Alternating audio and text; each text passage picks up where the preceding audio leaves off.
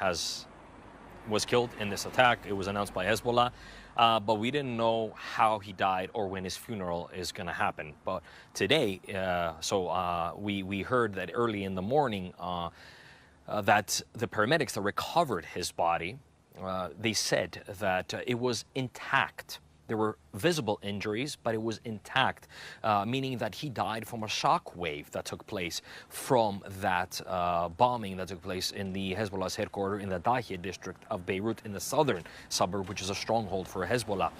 That's what the paramedics have said. That's what's been circulating now on international media outlets, but also reported on the Lebanese news national agency.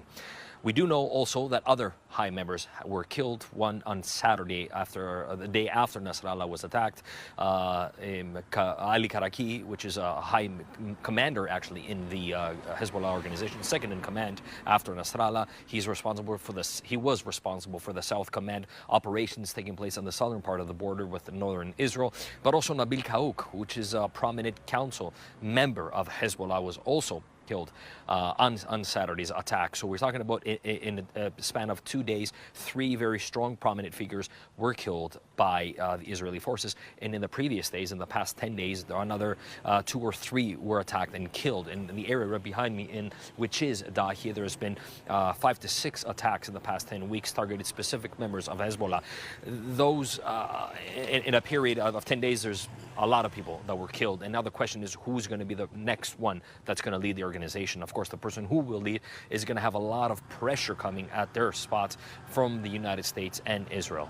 There's over 100,000 people that have been displaced from the southern part of Lebanon, and a number of people also left their houses in the Dahieh district. They find refuge in parks, in the waterfront, some of them in schools, in gymnasiums, anywhere they can. But the number of people, they're just so big that the Lebanese government cannot help them, cannot accommodate them. We have to remind ourselves here that the Lebanese government has been receiving for many years now a lot of international aid. So that has this continuation, actually, of humanitarian crisis that is taking place with people leaving their houses. It's going to need more and more from the international community, and the Lebanese government doesn't have the power to be able to convince them to give as much. We understand here that it's not only the strikes that are taking place, it's not only the bombing that is happening in different parts across Lebanon. Now we might be talking about a large humanitarian crisis, with mass casualties and a lot of people hospitalized.